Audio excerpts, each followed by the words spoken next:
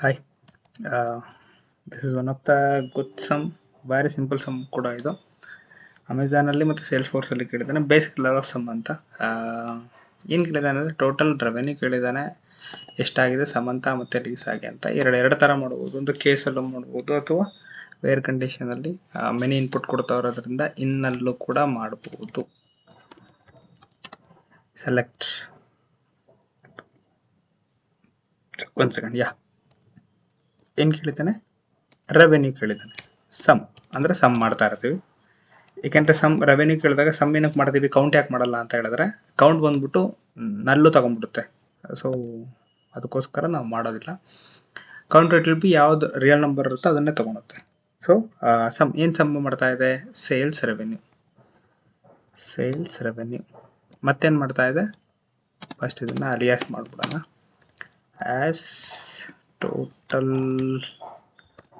Sales ರೆವ್ ಅಂತ ಮಾಡ್ತೀನಿ. Okay, ಇನ್ನೊಂದು ಇಲ್ಲಿ ಕಂಡೀಷನ್ನು ಕೊಟ್ಟಿರೋದು